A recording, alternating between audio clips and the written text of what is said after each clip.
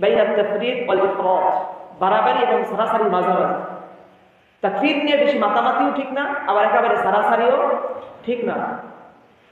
একজন মানুষ সুস্পষ্ট কুফরি করতেছে, সেখানে আপনি যদি কাফের তাকে না বলেন, তাহলে তো দিন দিন এই কুফুরের সংখ্যা বেড়েই যাবে, আর বেঈমানদের সংখ্যা মানে কুফুরের সংখ্যা বেড়েই যাবে, যারা নাকি দুনিয়াতে বসবাস করবে মুমিন এবং মুসলিম রূপে, অথচ তারা কাফের, তারা নিজেরাও টের পাবে যদি এগুলোর আলোচনা ব্যাপকভাবে না হয়। এই জন্য এই ধরনের কথা বলা, আমি শরিয়া আইনে বিশ্বাসী না, শরিয়া আইন মানি না, এরকম কথা বলা মানে তো আমি কোরআনই মানি না। কারণ শরিয়া আইন, শরিয়া নীতিমালা এগুলো কি দিয়ে গঠন করা? এগুলো তো কোরআন দিয়ে গঠন করা। অর্থাৎ শরিয়া আইন আমি মানি না, কথা বলার মানে তো হলো আমি কোরআনই মানি না। আল্লাহ রাব্বুল আলামিন আমাদের সকলকে সঠিক বুঝ দান করেন, সকলে বলি আমিন। আমিন। আমরা তো আল্লাহকে মানি তো নাকি? কি বলেন, আল্লাহকে মানি তো? জোরে বলতে হবে, আল্লাহকে মানি তো? আল্লাহর আইন মানেন তো নাকি আপনারা আল্লাহর আইন মানেন না? এক বাক্যে বলতে হবে, সকলে বলেন আমরা আল্লাহর আইন মানি। আল্লাহর শরিয়া আইনে বিশ্বাসী সকলে বলেন। বলেন, এই কথা বলতে কি লজ্জা লাগবে নাকি? আমরা আল্লাহর শরিয়া আইনে বিশ্বাসী বলেন। আমার সাথে এই কথাগুলো বলেন, এই কথাগুলো বলবেন, আল্লাহ তাআলা শুনবেন, আল্লাহ তাআলা কি হবেন? আমাদের প্রতি খুশি হবে। বাবার সন্তান যখন বাবাকে বাবা বলে ডাক দেয়, বাবার কার্যগুলোকে স্বীকার করে, তখনই না হয় সন্তানের প্রতি বাবা খুশি হয়। কি বলেন, তাই না? আমরা আল্লাহর বান্দা, আল্লাহর আল্লাহ তাআলার পাঠানো বিষয়গুলো যদি আমরা মুখ খুলে না বলি, তাহলে আল্লাহ তাআলা আমাদের প্রতি কিভাবে খুশি হবে? এজন্য মুখ খুলে আমার সাথে বলেন, আমরা আল্লাহর আইনে বিশ্বাসী। সকলে বলেন, আমরা আল্লাহকে বিশ্বাসী, আমরা শরিয়া আইন মানি, আমরা আল্লাহর রাসূলকে মানি, এবং এই রাজত্বের দেশের মালিক হলেন আল্লাহ। বলেন আমার সাথে বলেন, এই রাজত্বের মালিক আল্লাহ, আমাদের বিধানদাতা আল্লাহ, আমাদের নেতা হযরত মুহাম্মদ মুস্তাফা সাল্লাল্লাহু আলাইহি ওয়াসাল্লাম। আল্লাহ আমাদের সকলকে বুঝার তৌফিক দান করে। আমরা যেন ভুলেও এই ধরনের কথা না বলি যে আমরা শরিয়া আইন মানি না। ঈমান শেষ, আখিরাত শেষ। 112 যদি হজে যে মক্কা মুকাররমায় যে হজ করা হয়, তার হজ কবুল হবে না। ঈমানকে পরিশুদ্ধ রাখতে হবে, তাহলে একদিন হলেও আমি আপনি কোথায় যেতে পারবো? জান্নাতে যেতে পারবো। ঈমান কি জিনিস? ঈমান হইল, ধরেন 10,000 টাকা আপনি লিখবেন, এখন আপনি এক দিয়ে কয়টা শূন্য দিতে হবে? 4টা শূন্য দিতে হবে। কয়টা? এখন আপনি 4টা শূন্য দিয়েছেন, কিন্তু এক দেন নাই, কোন লাভ হবে? ঠিক ঈমানটাও ঠিক তেমন। আপনি আজীবন নামাজ রোজা সবকিছু করেছেন, কিন্তু ঈমান নাই, তাহলে আপনার নামাজ রোজাও কোনো কাজে আসবে না।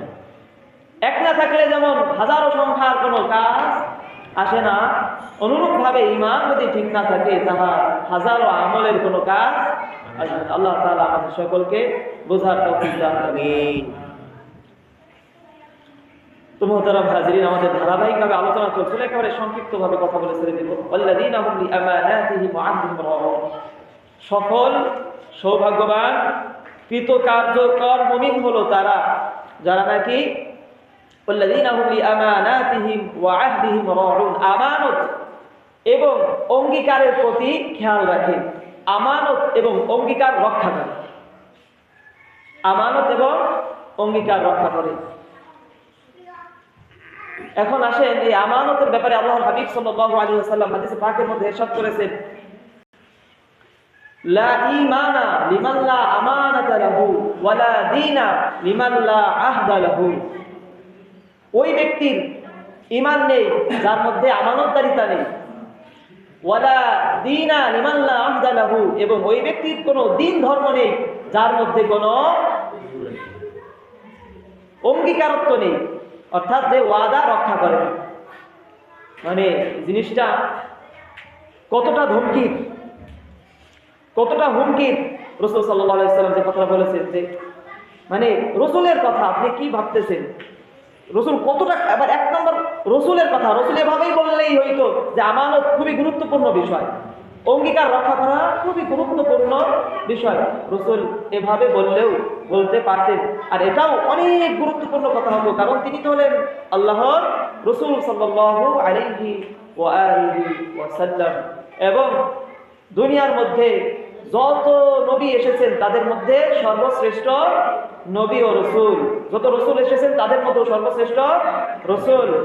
এবং পৃথিবীতে হযরত আদম আলাইহিস সালাম থেকে আজ পর্যন্ত এবং কি কিয়ামত পর্যন্ত যত মানুষ এই দুনিয়াতে আসবে তাদের মধ্যে সবচাইতে দামি মানুষ হলেন, শ্রেষ্ঠ মানুষ হলেন হযরত মুহাম্মদ সাল্লাল্লাহু আলাইহি ওয়াসাল্লাম। এবং আল্লাহ তাআলা একেবারে সর্বপ্রথম যে জিনিসটা সৃষ্টি করেছেন, কিয়ামত পর্যন্ত আজীবন যত জিনিস সৃষ্টি করবেন, এই সৃষ্টিগুলোর মধ্যে সর্বশ্রেষ্ঠ সৃষ্ট হলেন হযরত মুহাম্মদ সাল্লাল্লাহু আলাইহি ওয়াসাল্লাম। তার চাইতে দামি কোনো সৃষ্টি আর নেই। তো তিনার জবানের কথা সামান্য একটা কথা হলেও অনেক গুরুত্ব।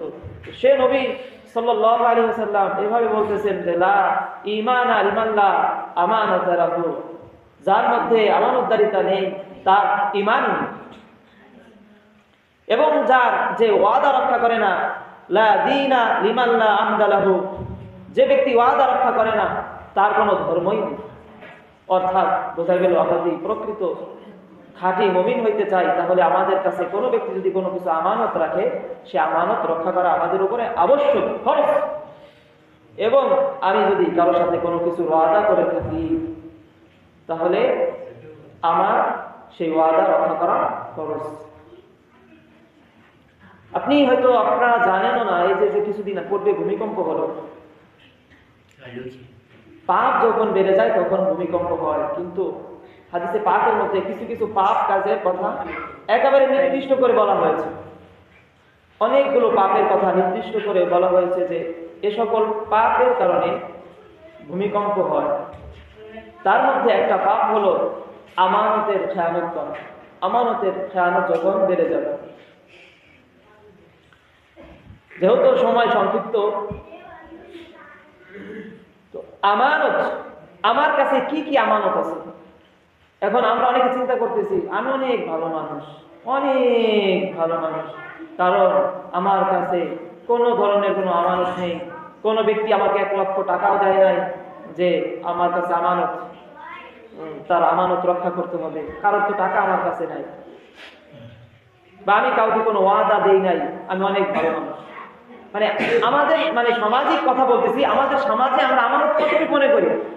আমানত মনে করি হলো কোনো ব্যক্তি আমাকে 1 লক্ষ টাকা দিল, আমার কাছে 1 লক্ষ টাকা রাখলো, যে 1 লক্ষ টাকা তোমার কাছে আমি আমানত রাখলাম। তখন থেকে আমি নিজেকে মনে করি যে আমি একজন জিম্মাদার ব্যক্তি, জামিন। আমি একজন কি জামিন, জিম্মাদার, অর্থাৎ তার 1 লক্ষ টাকার আমানত আমি রাখলাম। এটাকেই আমরা আমানত রাখা মনে করি নিজের কাছে। কিন্তু